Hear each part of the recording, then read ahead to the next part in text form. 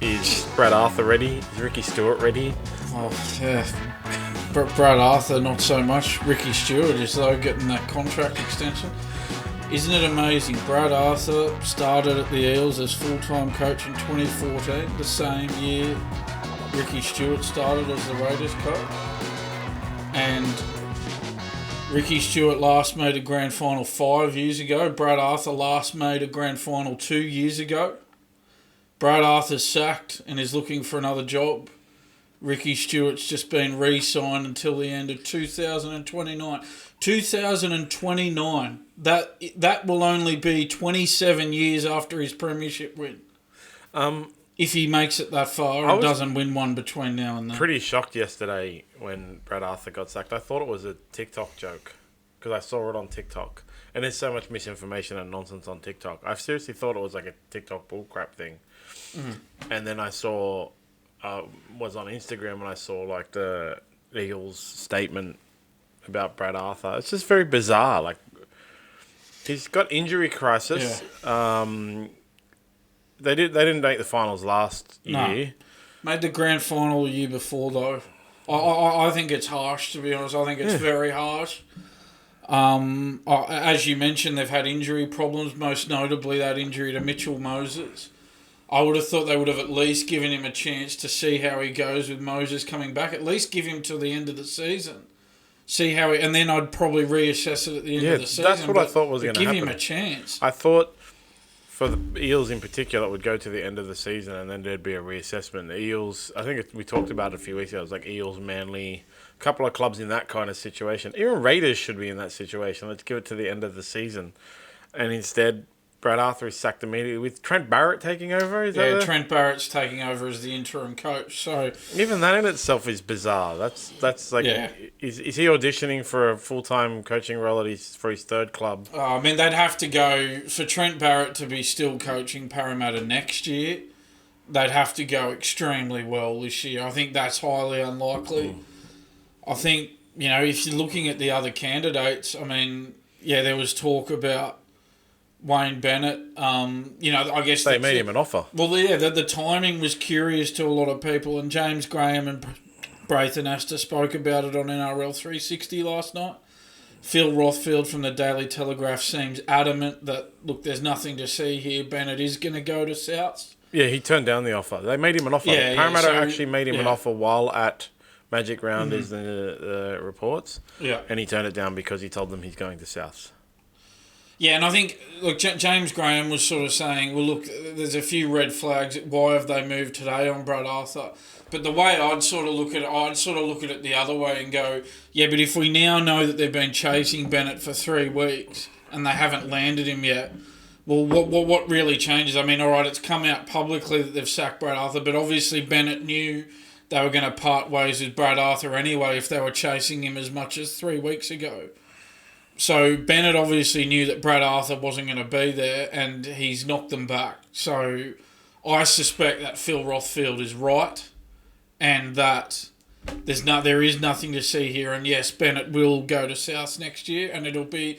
Look, you know what? By the time our producer John uploads the podcast, it may have already been confirmed that Bennett goes to Souths. We are recording this on Tuesday morning, so just... bear that in mind. By the time this goes up, that news may have already broken. They did talk about how it was going to be what is it called? Done after Magic Round. 100%. Yeah, I just think. Yeah, I mean, you are tempted to think, well, what's going on here? They've sacked Brad Arthur just before Bennett's confirmed to go to South. Is there something up here? But I suspect that there is nothing to see. Yeah, and, I think so. And Bennett will be at Souths. I don't know who'd want to go to Parramatta, to be honest. Yeah, look, it's a good question. I think of the available options for next year, probably the only one really is Michael Maguire. He's not available. Yeah, I mean, he's going to coach Origin this year, obviously, but we know what contracts... I mean, if he really wanted to get out of coaching Origin next year, they'd let him out. I wouldn't be too worried about that, but I think of the available options... If I was Parramatta, I'd be going after Maguire for sure. Nathan Brown doing? He's always floating around looking for a new job. Yeah, I just think Maguire with that, that success as South Sydney coach, winning that premiership in 2014. If I was them, I'd be going after him. And to be honest, I think they're the sort of club who could use a coach like Maguire.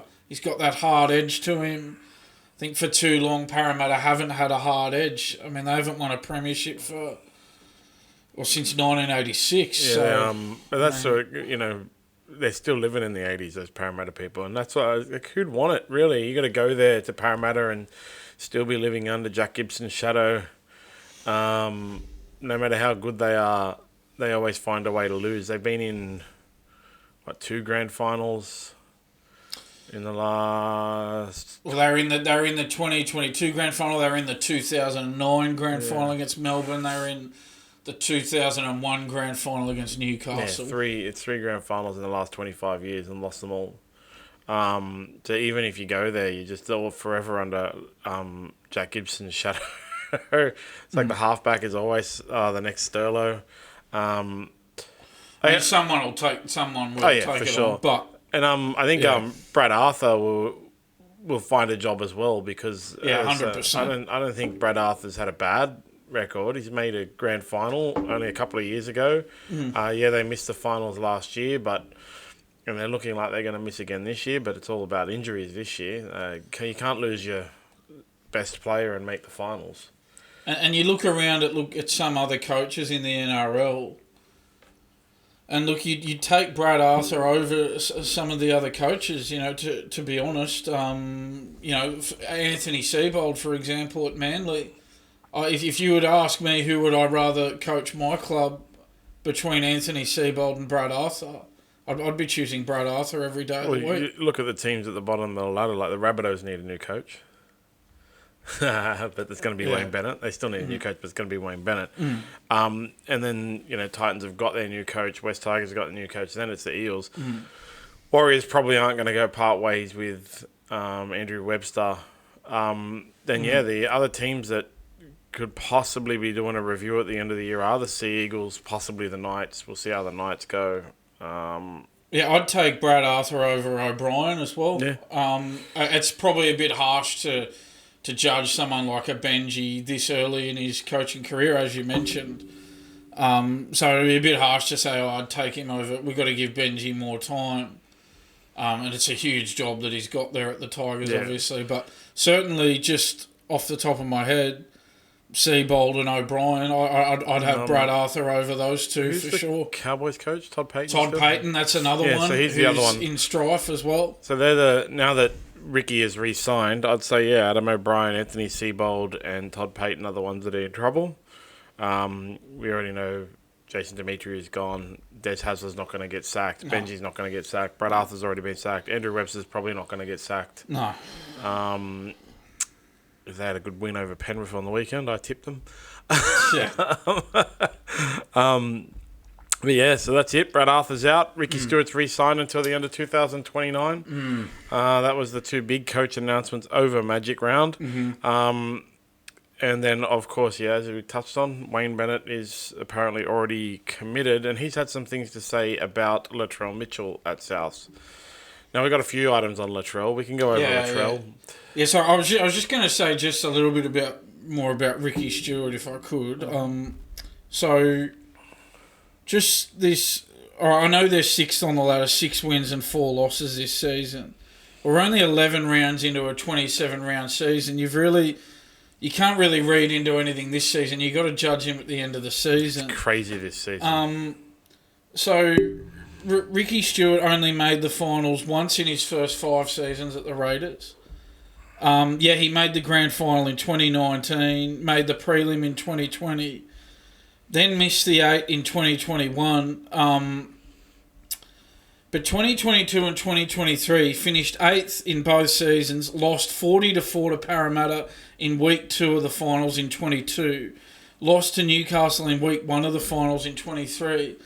As I said before, who really cares if you make the 8 if you just bomb out once you get there? What does it matter? The Raiders. The Raiders care. So- as long as they're making the 8 every now and then, they're fine with it. They had, who was the coach before Ricky Stuart? Was it David Ferner? Yeah, David Fern. I can never remember what because there's so many Ferners. And so he was the same, right? Like, he lasted a long, long time. Just making the 8, just missing the 8, just making the 8, just missing the 8. He was at the Raiders coaching 4 years. No one lasts as long as Ricky Stuart, though. He's had in 10 completed seasons at the Raiders, he's had no premierships. As I said, only made the finals once in his first 5 seasons at the Raiders. The one grand final. Missed the finals 5 out of 10 times. Of the 5 years he made the finals, he only really contended in 3 of them. Bombed out twice, and those are in 2022 and 2023. Now, these are all the facts that Ricky Stuart's posse of journalists on NRL 360 just failed to mention. They looked past all of this stuff, and they cherry-picked and they took their own agenda on it. Now, James Hooper last week on NRL 360 said the best coaches in the game are getting into their 50s, 60s and 70s. You've got Ricky, you've got Bellamy, you've got Wayne. Are you kidding me? Is James Hooper kidding me that he would put Ricky Stuart in the same category, Ricky Stuart with 1 premiership, in the same category as Craig Bellamy, who has 3 premierships? It would be 5 if those 2 weren't stripped off him. And Wayne Bennett's won 7 premierships. And James Hooper says that Ricky Stuart's in the same category as those 2 coaches? That's really bizarre. Give me a break. The people in the same category of those coaches are obviously Trent Robinson and Ivan Cleary. Des Hasler. Multi-premiership winning coaches who have consistently coached teams into the finals.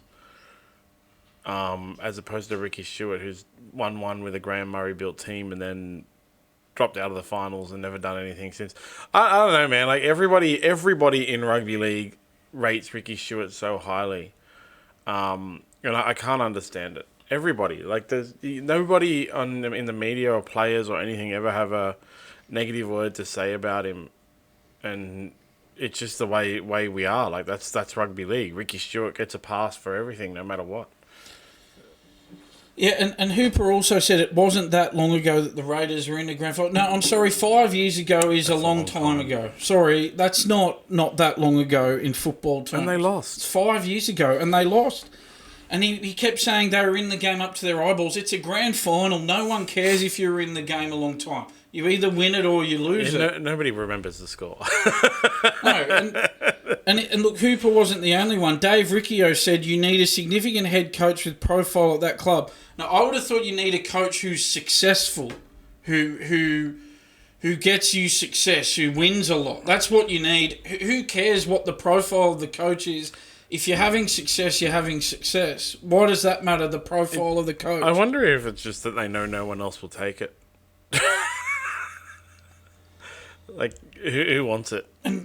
Dean Ritchie says, given Canberra's location, it's very difficult for them when it comes to recruitment.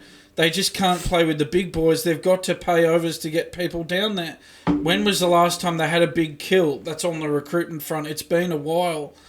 I can't remember those excuses being made for previous coaches of the Raiders. Ricky Stuart gets a lot of passes. Yeah, that's why nobody can say anything bad about Ricky Stuart. It's really bizarre. He gets away with everything. Like, from a record perspective, he doesn't have a good win percentage. And James Graham said that of the re-signing of Ricky Stuart, that they need stability. But by that logic, I mean, no coach should ever be sacked because every team needs stability. What's the thing? He's got a 51% overall win percentage. Which is about average, but yeah, no premierships. I don't understand. I never understand the Ricky Stuart paradox. And he was quoted as saying, Ricky Stuart was quoted as saying, there's not a coach out there that doesn't want to win a premiership. They just don't all say it because it puts too much pressure on them. I'm happy to put pressure on myself. I want to win the competition and I want to win at this club. He says he's happy to put pressure on himself. Well, he's gone 22 years without a premiership. So it doesn't seem like there has been much pressure on him because he continues to be entrenched as a first grade coach without winning premierships? Yeah, it doesn't really make any sense. It's just a bizarre thing, and he's had a long stint at the Raiders already, and he's getting another 5 years. As I said, 5 of the 10 years he missed the top 8. 2 of the 5 years he made the 8. In 2 of them they bombed out. So only 3 of the 10 years have they been in contention to win it, and they haven't won it under him. He So half of his coaching career has been at Canberra. It's unexplainable. It's inexplicable. It doesn't make any sense. Not just the fact that they re-sign him and he gets it, but the fact that the entire rugby league community gives him a pass. None of the fans do. That's the thing. Like media, ex-players, players who were coached by him, everybody all gives him a pass, but none of the fans do. It was incredulous when they re-signed him. Like everybody on the internet was like, "Really? What did he do to deserve that?" That's the thing. Re-sign until 2029. It's not as if other clubs would have been knocking on the door. We just went through the clubs. Which one of those would take Ricky Stuart? The only clubs that have a chance of being without a coach at the end of this year are the Knights, the Sea Eagles, and the Cowboys, most likely. He could have gone back to the Eels after that debacle. But yeah, it doesn't make any sense, and I don't know why they do it, why Canberra sticks with him, anything. They just do, and that's it. Like, that's just the Ricky Stuart paradox. So that's the thing. If you discount 2022 and 2023 because they bombed out those years, well, in the finals, the last time they contended was in 2020, getting to the prelim. That's 4 years ago, and he gets re-signed until 2029. And they've got, like you said, it's round 11, round 12 now. We're not quite halfway through the year. That's the thing. Look, they're going okay at the moment, but there's a long way to go, They got a pretty easy run. Well, they are going to play the Roosters this week, who are going to be smarting after that loss. I tipped against them. They lost, right? Yeah, they lost. It was funny. Yeah. And then they've got the Dolphins, which is going to be an interesting one in Queensland. Then the bye. Then the Cowboys, which is going to be at Canberra. They're going to probably win that, and they got a pretty easy run through Origin, and they're not going to have a lot of players out for Origin or anything, right? I can't think of any. They do have to play the Storm. They could scrape into the 8 at the end of the year again, and then all will be forgiven, and that will prove that Ricky Stuart is amazing. It's unbelievable, isn't it? It's just bizarre. It's a bizarre thing. I've never seen a coach get such a free pass from... It's the Ricky Stuart paradox. He must be so good to those journalists who look after him. He must be leaking stories to them left, right and centre to be getting this sort of treatment from the media. All other players, all ex-players, all current players that haven't even played with him, they talk about how good of a coach he is. Media, everyone. They've got a pretty easy run, actually. They're playing a bunch of bottom 8 teams for the next few weeks, and then they've got to play the Roosters and Panthers and stuff, but they could get into the 8. They could scrape into the 8 pretty easily. Yeah, we'll see how it plays out. But yeah, I just thought, that's a very hasty move to lock him in until 2029. Maybe they couldn't find anybody. I don't know. There's always coaches, people who want to coach. Always, There's a bunch of... Well, Craig Bellamy recently resigned for next year. That puts Jason Ryles in another year holding, because he's the guy who's going to take over Craig Bellamy. Another year of holding for Jason Ryles. There's there are guys out there like Trent Barrett wants another job. Obviously, at least he's got an interim opportunity now. That gives him some sort of a chance. But yeah, I think he would have to do really well to be any chance of staying on. But I think, the problem for him is they're going to lock in their coach for next year before the end of the season. I would have thought, because how are they going to do recruitment and everything. So that's the issue for Trent Barrett. what does it mean for like guys like Zach Lomax who signed because of Brad Arthur and then now, well, your 10-day, what's it called? 10-day Cooling off periods over there, Zachy. Yeah, like, you know, we can move on to Wayne Bennett, and Latrell Mitchell. Yes. The Rabbitohs, man, I watched the Rabbitohs game.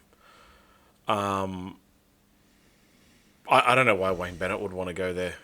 I don't know. Yeah, we're going to need to sprinkle the magic dust on the Rabbitohs, absolutely. I thought it was interesting, a quote that he had about he was asked about Latrell Mitchell, Wayne Bennett, and he said, if there ends up, and I quote, if there ends up being a problem, one of us will have to leave, but I don't expect any issues. That's him talking about Latrell Mitchell. I think there's something in that quote. I think that's him sending a message sort of saying, Latrell, you need to pick up your act here. If this is still going on while I'm there, well, there's going to be trouble. There's something there with Latrell Mitchell. I was talking to Piercy about it. I think they should give Latrell Mitchell the rest of the year off or something to get his headspace right. Because what he served up in that game, Magic Round, was... It can't get any lower, surely. He only ran for 70 metres for the game. He only had 8 kick return metres for the game. Getting pushed back like 10, 20 metres in tackles. Kicked a shocking short dropout that bounced backwards and went out. It didn't even go like 2 metres. He missed a simple conversion, like really simple conversion. It wasn't far out on the thing. It was, 10 meters away from it was, what he served up was shocking. And, the Rabbitohs looked better for a week while he was gone. And then, apparently he was still at training and promising all the guys there that he was going to play his best. If that's his best, like something seriously wrong there. And he needs to sit down, and I really think they should give him time off, away from the game, away from everything. Not to go on holiday to his farm or whatever, but to sit down with somebody and work out like what is wrong here. And Wayne Bennett can, as I've said before, once Wayne Bennett signs, the Dolphins should realise that their whole entire season is going to go off the rails, because Wayne Bennett starts looking to next year once he signs with a new club. If history shows us anything. He's going to entirely abandon the Dolphins and start talking to the guys for next year at the Rabbitohs when it's announced. And I think he should do something now about Latrell Mitchell, because, what Latrell Mitchell dished up on the weekend was not even reserve grade quality football. How could you be playing fullback and only have 8 kick return metres for the game? That's pretty standard for the whole year for him. It's bizarre. Like, you go look through other games that he's had, and it's pretty standard. Like, because that's one of the big complaints by Rabbitohs fans actually about Latrell Mitchell, is that he very rarely returns the ball. He collects it and passes it to his wingers. It's just extraordinary. And there was a story about him being booed during Magic Round. I mean, maybe they're booing him because he's not getting involved enough in the game. Yeah, has anyone ever thought about that? He's on $1 million a year. His team's coming last. They've got 1 win and 9 losses for the season. So maybe he's being booed for not being involved enough in the game. It's Rabbitohs fans are booing him, like, as well as other people. Because there are people booing him now because, they hate him or whatever. Not racist, but because they hate him. But Rabbitohs fans are also booing him because he's just... What he is dishing up on the field is shocking. And honestly, it's not... Something that somebody needs to sit him down and he needs to get his headspace right. It's got to be mental issues. I'm not saying he's mental. I'm saying there's got to be something going on off field, in his head, whatever it is. Yeah. So against the Warriors, for example, he had 12 kick return meters. He's been doing that pretty regularly all year, and it's just he doesn't look like a first grade player. He doesn't even look like a Premiership grade player. He just Premier League grade player. Looks like he would want to be anywhere else. Yeah. He looks like he just does not want to be there. And Wayne Bennett's put out a warning shot there. He really has, as if to say, well, look, something's got to change, otherwise, well, he said it, one of us will have to leave. Yeah, honestly, I think it's time for the club. Like, obviously, the club doesn't want to drop him to reserves, you know. But I don't think that's the solution anyway. Dropping him to reserves to get his headspace right and stuff. He's not gonna. What he's dishing up is not the way he's playing on the field isn't good enough for reserves anyway. So they need to give him time away from the game completely. And yeah, as I said, not for him to go on a holiday to his farm. For something to be done, he needs to sit down and talk to somebody, some kind of psychologist. I know Anthony Mundine says Indigenous people don't go to psychiatrists, but Right, okay. I was pretty sure that's one of his quotes. That could have been made up, but it sounds like something Anthony Mundine would say, right? But yeah, like, he needs to sit down with a sports psychologist, something, and find out, like, what is actually at this core issue. What is the core issue that's causing him to just not play rugby league? Yeah, well, he needs, as you said, he needs a circuit breaker here. What's happening at the moment just isn't working. And maybe you're right. Maybe it is. Maybe he does need to sit out the rest of the season. I mean, they're going nowhere anyway. They're obviously they're not going to make the 8 this year. So, you know, maybe that they need, what they need to do now is they need to look at, well, what do we have to do to give himself the best chance of playing his best football once the 2025 season starts under Wayne Bennett. That's what they need to be thinking about now. They can forget about 2024. It's done. For the Rabbitohs, it's a done season. They're going nowhere. They're going nowhere fast this season. So maybe Wayne Bennett needs to have some input into that himself as well, assuming that he agrees to become the coach. Maybe he needs to have some conversations with Blake Solly or whoever else and say, look, he will. Look, I think we might need to sit him out for the rest of the year and do X, Y, and Z to get him right for 2025. The minute he signs with, it's announced that he signed with Rabbitohs, you'll also see a spate of movements. Players, staff, and Wayne Bennett planning for next year for the Rabbitohs. So, but it sounds like Wayne Bennett is not going to be scared to show Latrell Mitchell the door, judging by those. Because I don't think that's a throwaway line at all. No. I think that's deliberate. I think he's put that out there as a warning to Latrell that if things don't change, well, he might move to have him released. I mean, he's taking up $1 million a year of their salary cap. Yeah, and who's at the Dolphins that could replace Latrell? You know, as when Wayne Bennett moves clubs, he always takes some players with him. He might already have a plan like that, and that's why he said it. You never know with Wayne Bennett, you know. He might already have this plan in his head. Like, I know who's going to replace Latrell at the next year. And it could be... Well, Hamiso Tabuai-Fidow is the fullback at the Dolphins. So, yeah, I mean, I'm not sure. I'm not sure what sort of contract Tabuai-Fidow's got at the Dolphins, but contracts are not really worth the paper they're written on. If someone really wants to go somewhere else, they can get out of a contract these days. So, he could already have a plan. If Bennett wanted that to happen, he could make it happen. He could already have a plan, you know. Continuing on with Latrell, as you said, he was booed at Magic Round, and it is... He's been getting booed all year, and he's booed by... I know Rabbitohs fans who are upset with him because he's on $1 million a year. He's supposed to be their star player, and he's currently their worst player. Honestly, like, what he put on... I felt like booing the TV. Not because it's Latrell, but because it was like, that is the showcase of the year after Vegas now, Magic Round, and that just wasn't football. It wasn't rugby league. It was awful. Just awful. Yeah, if you're on $1 million a year and you're only coming up with 70 run meters at fullback and your team's won one game and lost 9 and are coming last, then I'm sorry, people are going to hold you accountable. That's just the business that they're in as first-grade footballers. You know, it's a high-pressure, high-stress job with a lot of accountability. You're on the big money.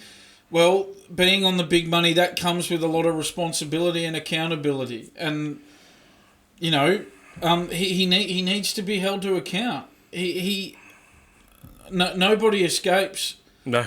accountability in this game. The bigger you are, the more accountability you have. And you're on $1 million a year. Well, with that is going to come a lot of stress and pressure. And he's meant to be one of the best players in the world. But honestly, like, what did you watch that game? Yeah, I mean... it was facepalm moments all the way through. And he says, and that's the thing, he says at the start of the year, when you mentioned Las Vegas before, the start of the year in Las Vegas, he called it, remember it was called, the ground they played on was called Allegiant Stadium, the same ground that the Super Bowl was held on. And he called it Trelegiant Stadium. Yeah. He had a new name for it, Trelegiant Stadium. Well, I'm sorry, but if you talk the talk, at some stage you've got to walk the walk. And if you don't, you know, the critics are going to have their say on you. I'm sorry. Once again, another round goes by where we can't stop talking about Latrell Mitchell. And also on Latrell, he's accosted Braith Anasta in a restaurant for criticising him and the Rabbitohs on TV. And I watch that show every night. So I've seen all Braith Anasta's criticisms of Latrell this year. And none of it has been out of line. None of it has been inappropriate. It's all been very measured. Every time he makes any sort of a criticism of Latrell's performance, he qualifies it by saying, oh, you know, but on his day, he's one of the best players in the competition.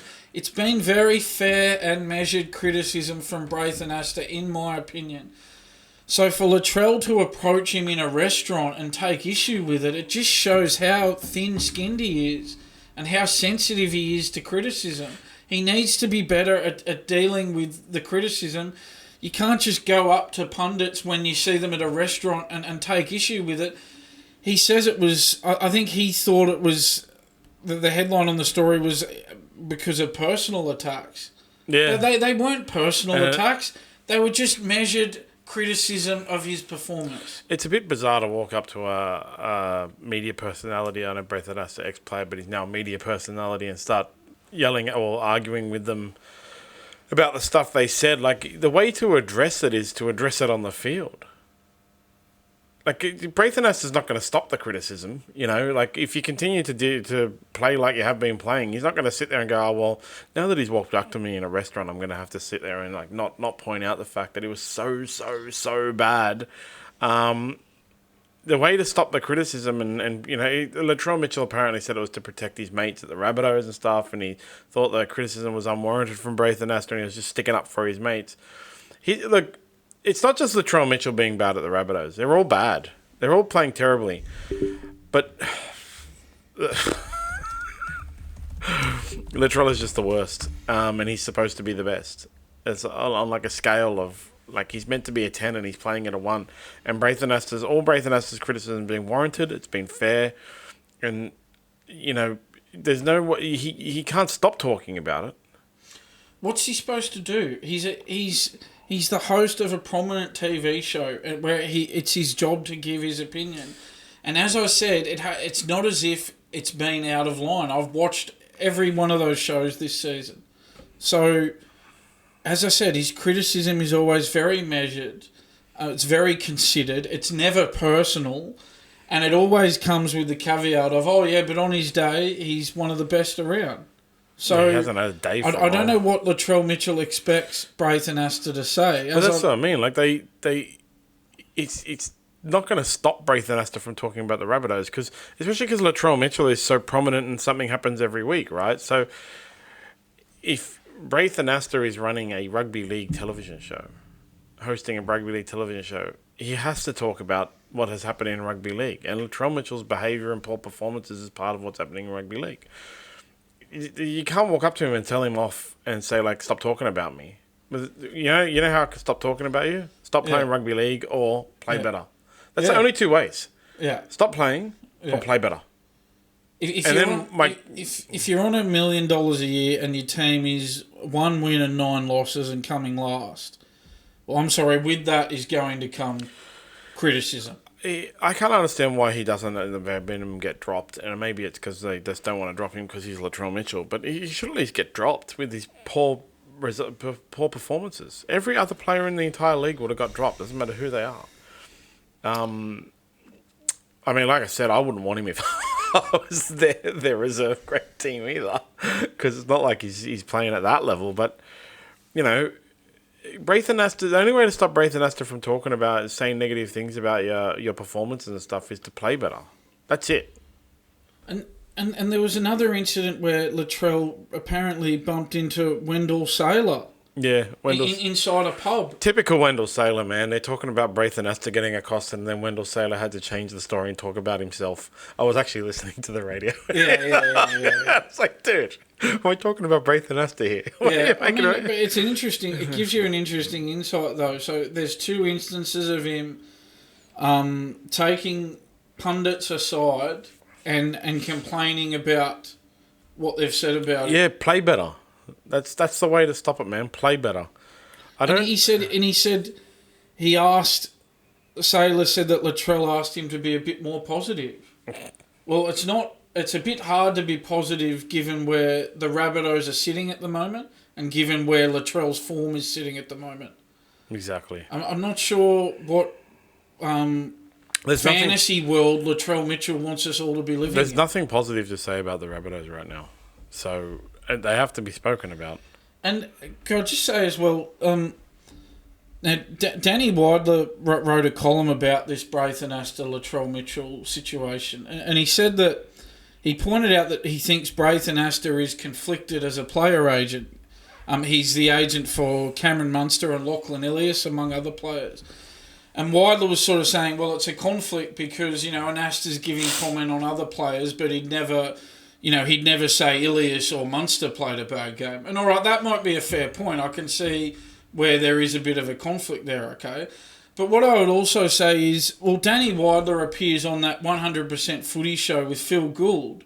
Phil Gould's the general manager of the Bulldogs. Would Danny Widler ever take Phil Gould to task on how the Bulldogs are going? No. Or any decisions the Bulldogs have made? Of course he wouldn't.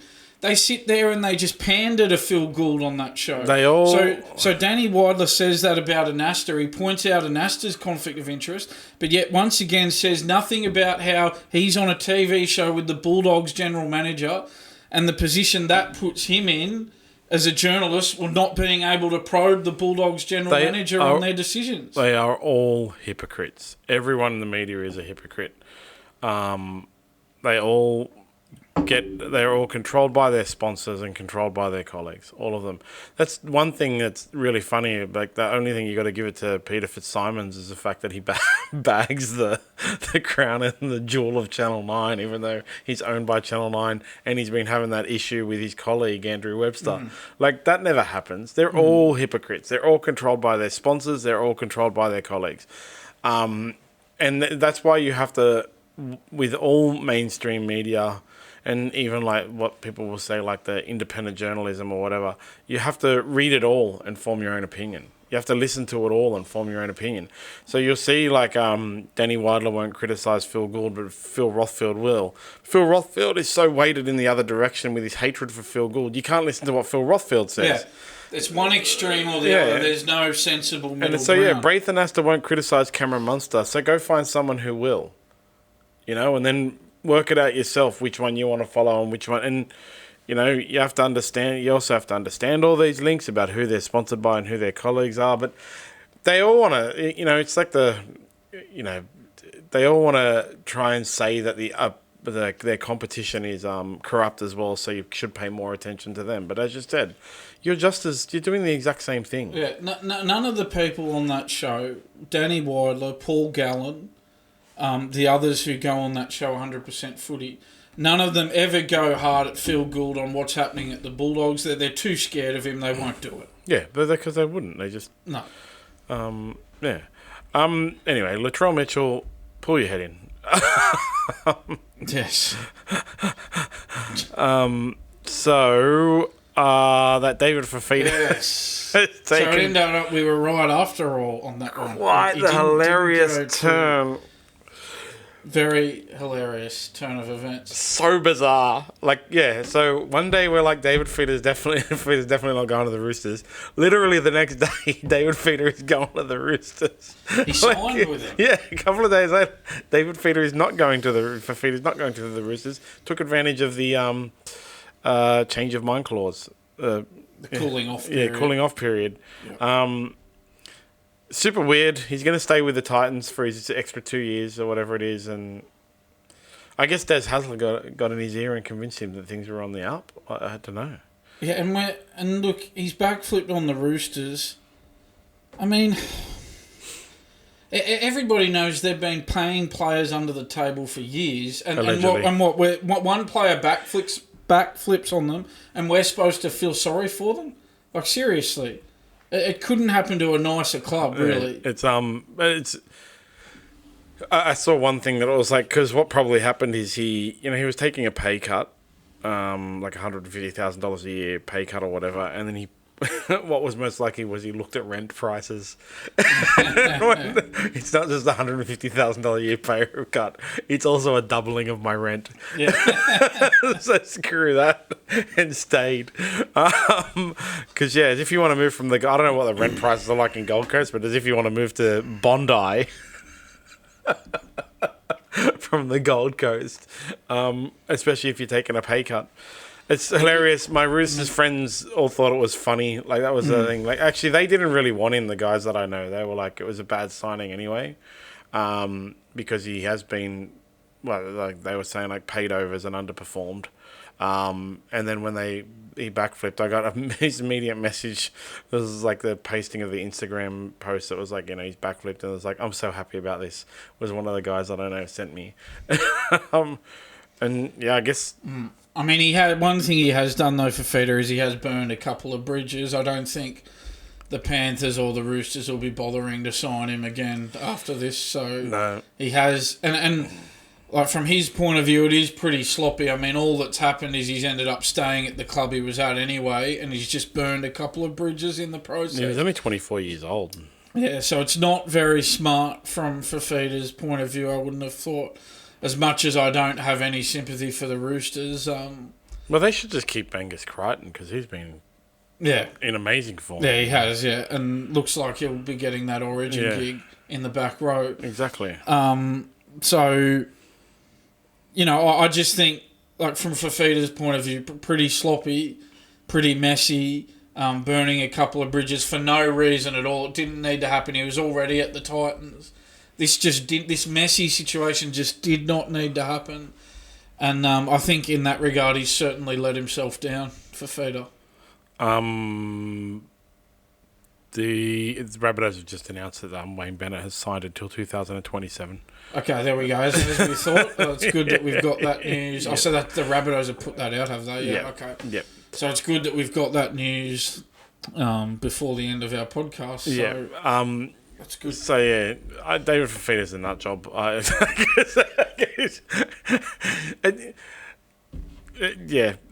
was such a bizarre thing. Definitely not going. Signs, definitely not going. All in the space of a few days, and it's just a hilarity ensued. And yes, I would say that he's kind of untrustworthy to most clubs. It's like Daly Cherry Evans can't get a job 10 years after backflipping. Yeah, well, you just... in life, you just don't want to burn bridges when you don't have to. Exactly. But he now becomes an unreliable signing for anyone. Yeah. Because Des Hasler, you got to assume Des Hasler got in his ear and convinced him to stay, right? Or it could have been house prizes. And even like post playing as well, he might be someone who's looking for a job in the game.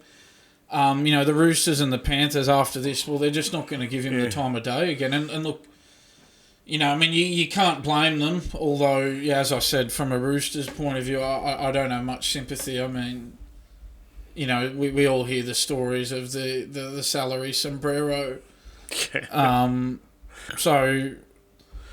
But, very messy situation, and, it doesn't reflect too well on Fifita, I wouldn't have thought.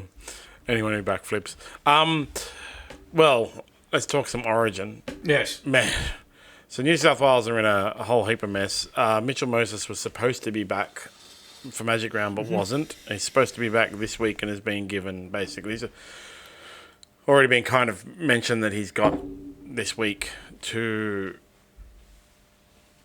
get himself into contention. All of our experts named him in the halves at some point. We basically had Nico Hines and Mitchell Moses was the halves combination, 6s and 7s. We did have Jack White and who was it? Gowie had Jack Whiten in there and it was like published, and then an hour later we got a news article saying Jack Whiten's definitely out. So at the end, just before Origin teams announced, we'll repost our full teams with adjustments based on injuries and so on and so forth.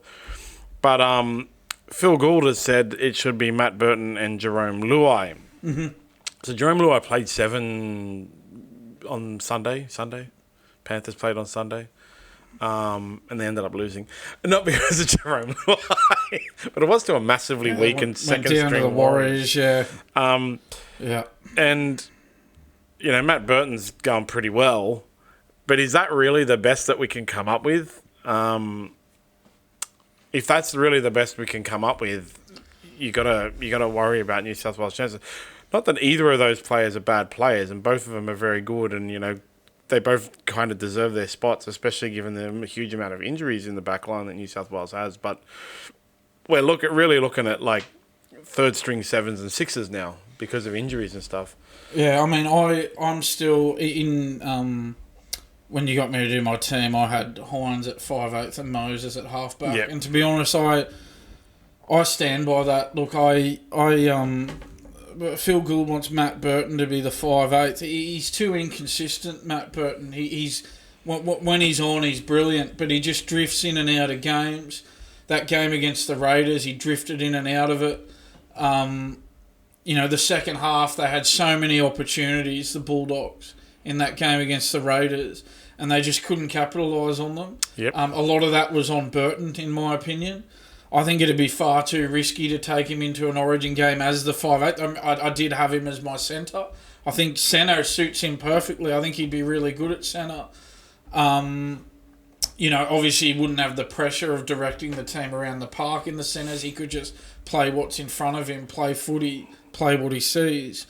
So I'd have Burton at centre. I would not have him in the halves. I think he's too hot and cold to be in the halves.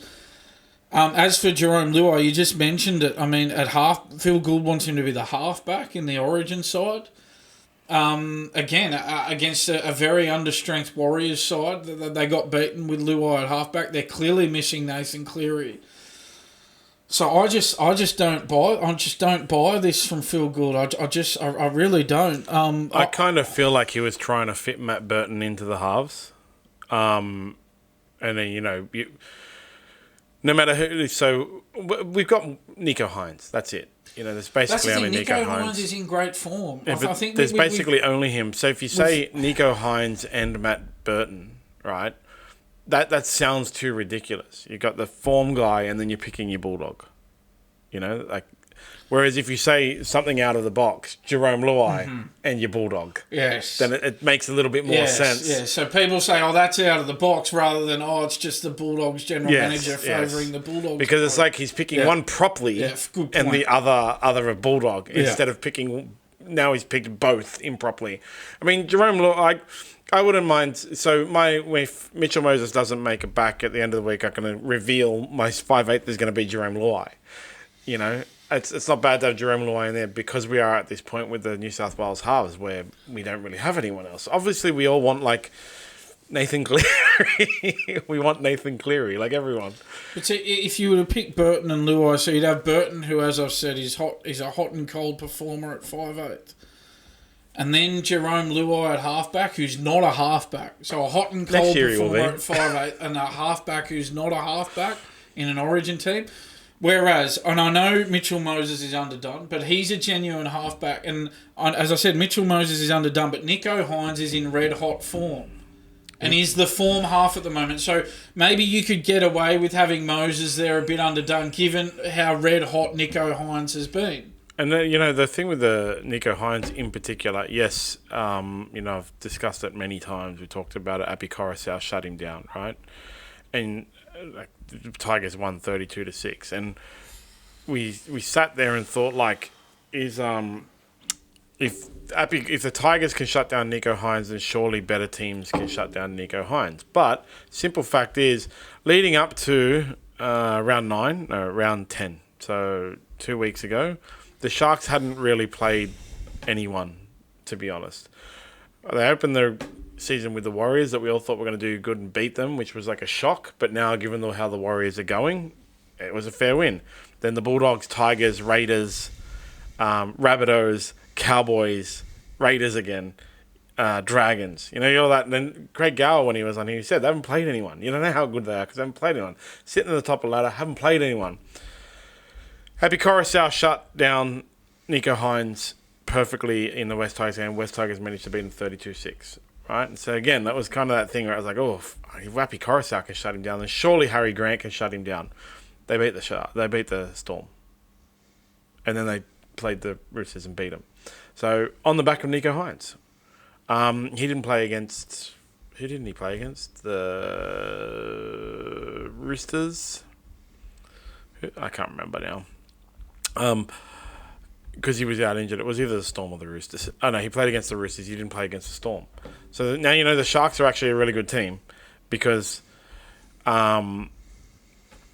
not only managed to beat the Roosters, but they also managed to beat the Storm without Nico Hines, and you add in Nico Hines into that team, and they're even better. They've deserved their spot. So he's your form for halfback at the moment. If Nathan Cleary was there, it would be my pick. My original pick, because it was really funny when we first all sent in our teams.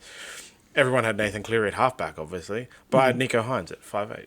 That was my very first initial pick because he's the other form half in New South Wales, and that's what I mean. Like, the fact that Phil Gould left him out is just so he can disguise the fact that he was trying to name Matt Burton. Yeah, and given the injury to Nathan Cleary, I think it's a no-brainer to be having Nico Hines there in the halves alongside. I think Mitchell Moses. I think that's what you got to go for. I had Hines at 5'8" and Moses at halfback in my team. I think that's the best option available to New South Wales at this point in time, given the current situation, given who's available. Yeah, exactly. Yeah, well, we'll see on Sunday when the teams are named who actually goes in there. When is Parramatta playing this round? They are playing on Saturday against the Rabbitohs. Yeah. So Mitch Moses is apparently going to play. Teams will be named today, but it doesn't mean anything up until an hour before game. So we'll see what the halves will be like. But I believe it'll be Nico Hines. I really do. Yeah. It'd be interesting to see which direction they go there. Yeah, exactly. And then Paul Kent's continuing things. So Paul Kent's come out with a whole bunch of hypocrisy again. He's asked for his charge, AFRE charge, to be dismissed or delayed on mental health grounds. Yeah, he wanted to be dismissed due to mental health. Because he wants to go into rehab. Now, Paul Kent famously in the past has criticised people for using rugby league players for using mental health grounds to try to get their charges reduced, delayed, and dismissed. And what has he done as soon as he gets charged? Oh, it's a mental health issue. Now, if it's a mental health issue, obviously he has a problem with alcohol, which is, a mental health issue, I guess. But it's just the hypocrisy is the issue with Paul Kent right now over this whole thing. Yeah, there were comments that he made in a column back in August 2021 where in which he slammed, and I quote, he slammed a world where, and I quote, dickheads claim their dickhead behaviour is a mental welfare issue and it immediately makes them no longer accountable for their dickhead actions. So that's what he wrote in a column back in... And that was a direct quote from the column. That's what he wrote in a column back in August 2021. And now all of a sudden, he wants his charge to be dismissed on mental health grounds. And obviously, some people online were very quick to bring this column that he wrote back in 2021 to light. Of course they're going to do that. That's just the way it rolls, Yeah, but that's the thing with Paul Kent, right from the beginning. He's always on about, like, players shouldn't be out on the drink and they should get in more trouble and so on. He does the same thing, gets in trouble. Mine's different. He's written articles about how they use mental health. Like, look, to be honest, I know people who have been in issues, like alcoholic, been charged because of alcohol-related issues and stuff like that, and lawyers fully suggest it every time.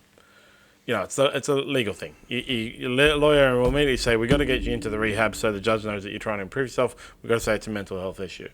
I don't know if Paul Kent actually has a mental health issue, but you can't go and criticise everyone for using it and then use it. Like, that's it. And this is the thing. Well, once he comes, I'm assuming that at some point he will come back to the media. I don't know when. At some stage he'll come back. How's he going to go back to being that head kicker who calls everybody out for everything, given what's happened with him the last couple of years? He still will. That's the thing. He still will. And that's why he will lose a lot of credibility and fans. We've talked about it before. He has good points and stuff like that. But his hypocrisy makes everything he says hypocritical. So he's not going to be able to justify it. And he'll probably go back to the media at some point. It was funny when the whole thing happened, I was talking to PSC and he was like, you think Paul Kent will get sacked? And I was like, if he gets charged, he'll get sacked. He hasn't been charged yet. Now he's been charged, I reckon he'll get sacked, because that's the second one. He'll probably disappear into obscurity for a couple of years and then try to come back. That's what happens with the media guys. Like, Ben Eichen famously disappeared into obscurity, but now he's back in commentary and stuff like that because he had some whole issues off field. Well, I think he took on that role at the Broncos, and then I think off the top of my head, he's not at the Broncos anymore, and he's gone to the QRL, I believe. Yes. He's in a senior role at the QRL, off the top of my head. Yeah, and so that wasn't him that had issues. He's moved into administrative roles, since he finished as NRL 360 co-host. Yeah, and that was all because of stuff that had happened off field. And that's what they do. They disappear for a year or two and then come back. Ben Eichen's doing some radio commentary and stuff now as well, I believe. That's what I think will happen with Paul Kent. If he actually has mental health issues, then they should not dismiss the charges, but they can delay it and he can go and get his rehab. And then, honestly, you can't go out and say all that stuff. And then if you do the same thing, you're going to get pinged by the internet. Yeah, and I think he's... Yeah, again, people have brought this to light now. I mean, just for him to as you say, he's going to have to disappear for a while because clearly we need more time to let the dust settle here. And that's what happened. I got a Facebook memory the other day, right? And because this is also the thing, the social media now reminds you of stuff that happened. So I got a Facebook memory the other day, and it was back when Mal Meninga was the coach of Queensland, and Mitchell Pearce actually did something off field, and Mal Meninga came out and said, he was a Queenslander, we wouldn't pick him because of his behaviour. And my Facebook memory was like a list of things that, Darren Lockyer crash tackling a bouncer, Jonathan Thurston hitting people with crutches, I don't know, I can't remember who they were. Darius Boyd and Sam Thaiday having a threesome or whatever it was in a bathroom. This is massive list of things that Queenslanders had done, and Mal Meninga had picked them anyway. And that's what the internet does. You can't say and do stuff and then say and do the opposite if you're a famous person, because the internet will find it, and that's it. And so my whole issue with Paul Kent now is just this constant, continual hypocrisy. Can't stand hypocrisy, and he's just continually hypocritical about everything he says and does since all this started. And that's the thing. I mean, I think I mentioned before the charge of a phrase. We're not sure how it's going to go. It hasn't played out in court yet, but it's not about. That's a very minor charge. It's not about the charge itself. It's about what the charge means for his career. That's what it's about here. And yes, it'll be interesting to see how it plays out. It'll be interesting to see if he does in fact need to take a couple of years away, and if he comes back, it may not be where he was before he left. It may not be as the co-host of NRL 360 anymore. He might have to come back he might have to do his time again and, work his way back up the chain again. Yeah. And that's the way it goes. Yep. Moving on, another week, another bunker call. There were so many this week, actually. Yeah. Again, like basically I could have done 5 or 10 items. Just basically every game. But the Des Hasler Hasler one was... look, the Titans lost by a try. Look, to be honest, looking at it more closely, I thought it was a lost ball. So I thought Des was a bit... Yeah, he was frustrated. He was worked up. They got so close. As they keep getting so close, the Titans, they've improved a lot on their start to the season. They really have. They're just getting a bit unlucky at the moment. They've lost a lot of close games. And I think his frustrations just boiled over in that press conference. But if you look at it far more closely on replay, I think that Brian Kelly did lose control of it. Yeah, well, if I just thought if Happy Coruscant wasn't a try, then that wasn't a try. Yeah, well, exactly. Yeah. That's the thing. If Happy Coruscant wasn't a try, then that wasn't a try. That's my entire life now is just based around that Happy Coruscant try.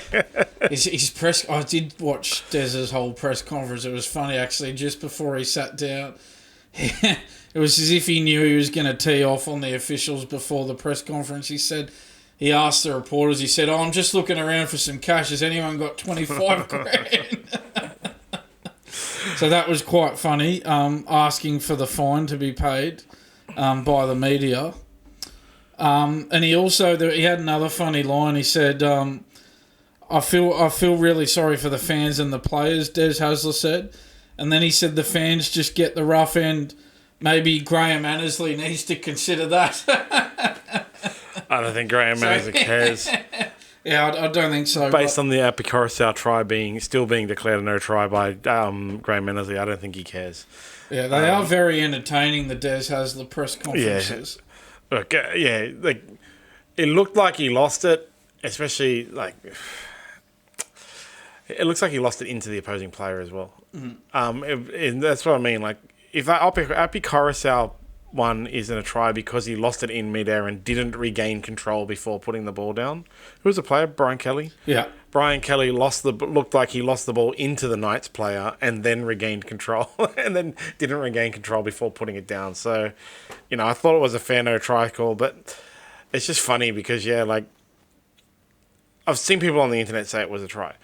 And as you said, that was just the one. We're going to keep talking about it every single week. The bunker is ruining the game. There were so many on the weekend. By the way, in the Women's State of Origin, which New South Wales won, there was a contact to the leg of the kicker and the bunker didn't call it back. Like a massive one of those really bad ones, actually. So, again, inconsistency. Massively bad. You should go look it up. It's all over the internet. Like one of the Queensland players ran through the New South Wales player's leg after kicking. And no bunker came back. The bunker is ruining the game.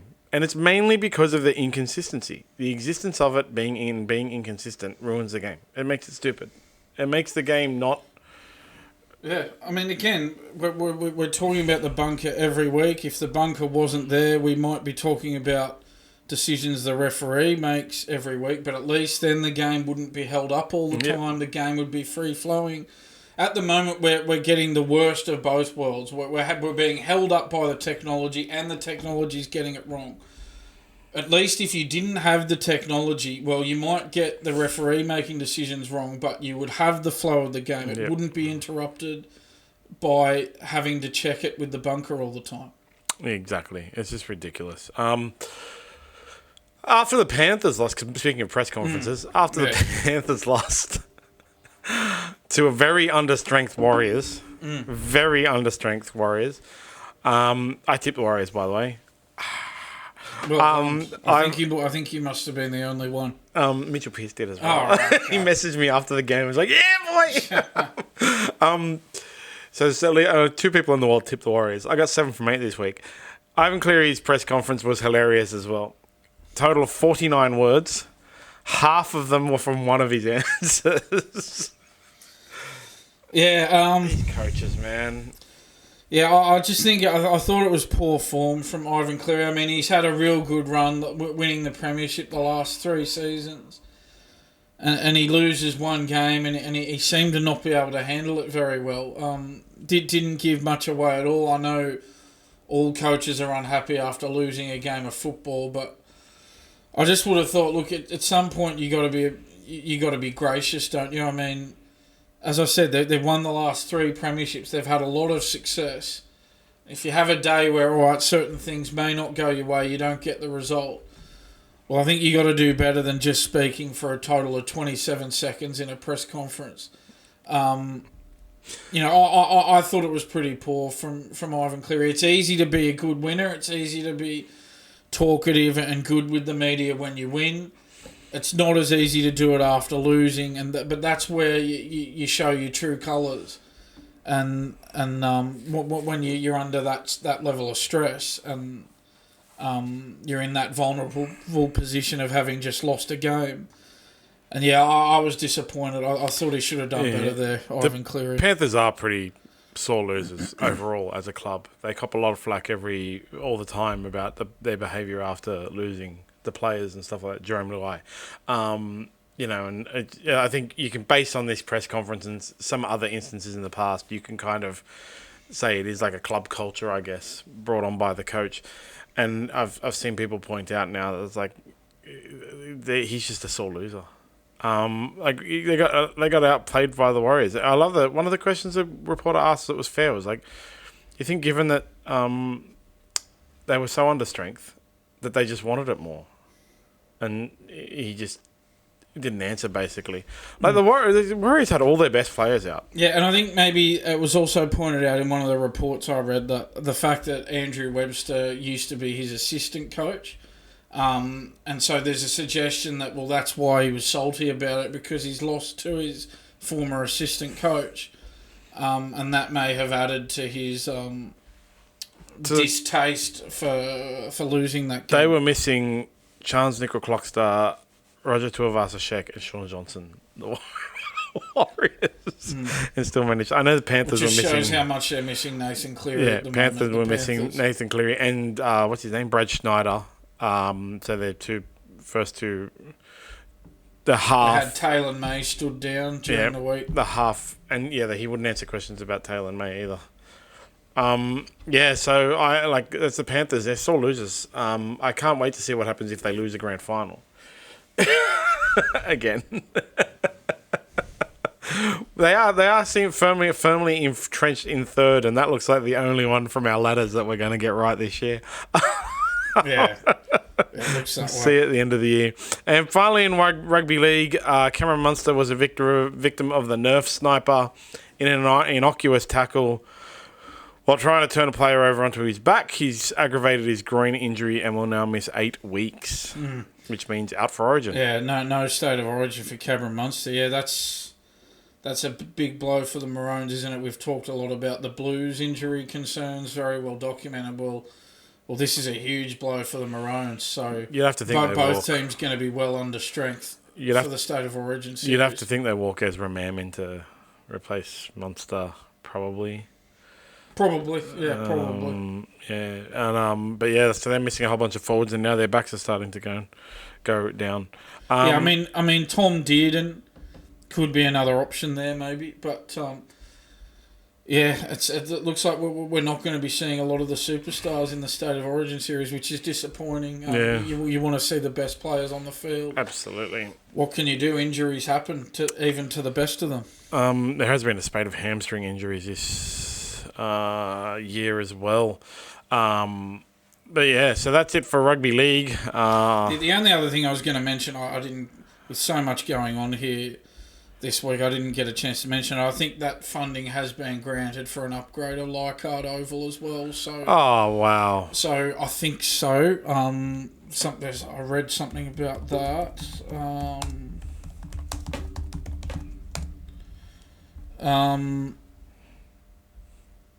Yeah, $50 million in funding for Leichhardt. That's amazing. So now I agree. They should stay there. That was my assertion. I don't think they've committed their future to it despite those reports, though. So that's they'll have to be away from it for a couple of years while they upgrade it. So, as I said, if they are going to get it funded and upgraded, then they should stay there. If they weren't, they should abandon it, knock it down, and build other things. Yeah, $50 million in government funding. So I think that's good news. We all want to see rugby league stay at Leichhardt Oval. It's great when it's full. So I think that's a good outcome for the game, absolutely, and hopefully that they will stay there, the Tigers, and this isn't, hopefully this isn't serious, this idea that, they might not commit to it even though there's $50 million in funding. Like, surely, all right, you've got the $50 million in funding. Surely you stay. They have to. Surely you stay at your spiritual home ground if you get the $50 million in funding. They have to. Yes. In other sports, Tyson Fury lost his first ever fight to Oleksandr Usyk. Tyson Fury now sits at 34 wins, 1 draw, 1 loss.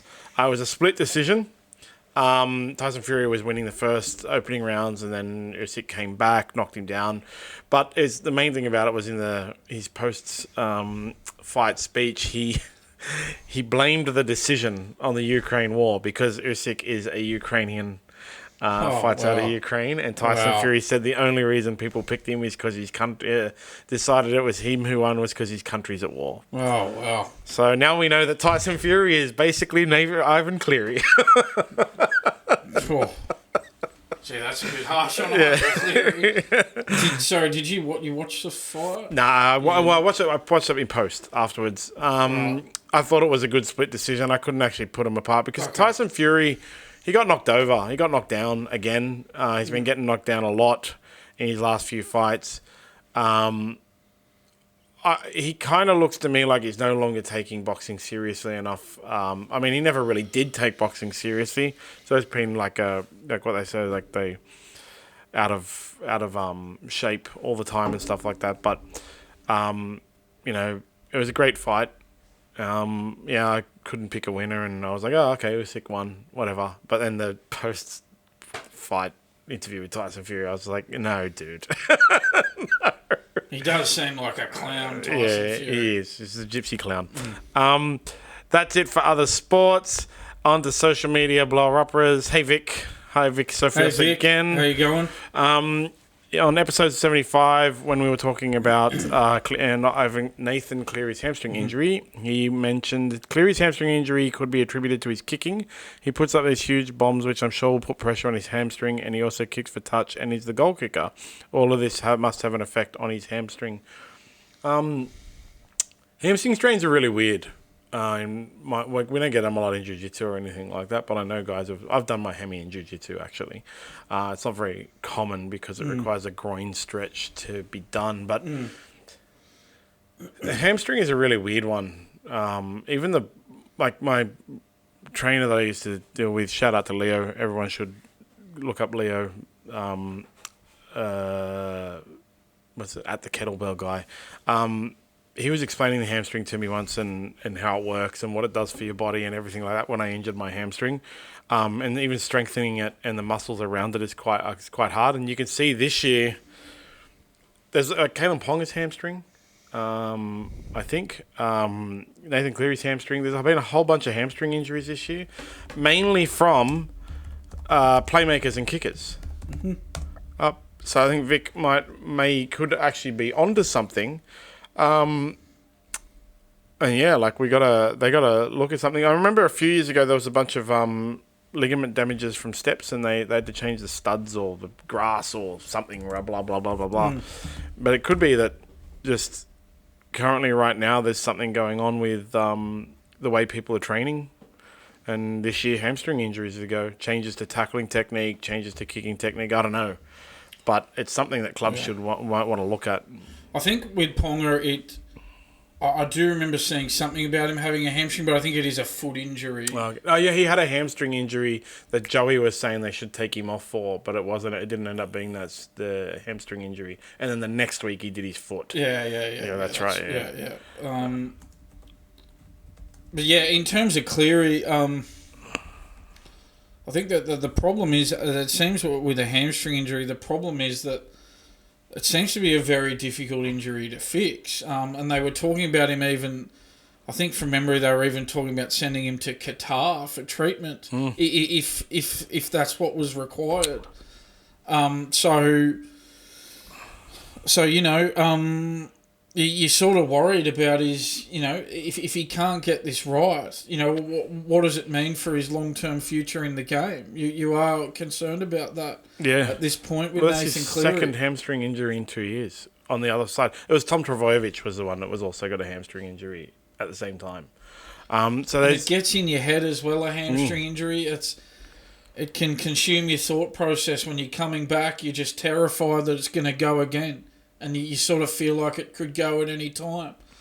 So I think they're right, absolutely, to be looking at all options, including overseas treatment, in order to get him right. They've just really got to do whatever it takes to try to fix the problem once and for all, and hope that there's no more reoccurrences of this. Yeah, and so this year there's been 20 hamstring injuries, which is more than double the amount from last year, and we're only halfway through the season. So that's Kieran Foran, Phil and Sammy, Murray Talagi, Hamisa Tabuai Fado, Alex Johnson, Xavier Coates, Roger Tuivasa, Sheck have all missed games with hamstring injuries. It may get to a point, and Vic, I think, has made some good points here. It may get to a point where he needs to think about giving up the goal kicking to ease the pressure on his hamstring. Absolutely, and that's because the one of the theories about it is the wet weather, because wet weather does when you run on soft ground, it can cause muscle strains. But it's a massive amount of hamstring injuries this year, and so. Yeah, I mean, you're going to need. Obviously, he's going to need to kick in general play. That can't be avoided. But as Vic points out, he kicks for touch and is the goal kicker. So maybe they're going to need to think about when he comes back, we'll get someone else to kick for touch and get someone else to be the goal kicker. Yeah, maybe definitely. That's, you'd rather have him fit and not kicking for touch and not being the goal kicker than have him doing all of those things and re-injuring the hamstring. Yeah, they've got other players who can do those things. That's it for Social Media Blowerupperers. Don't forget our upcoming podcast. So next week, I just got to organise a day. Piercy will be in for his Ask Me Anything. Send in your questions. We've already got some good ones.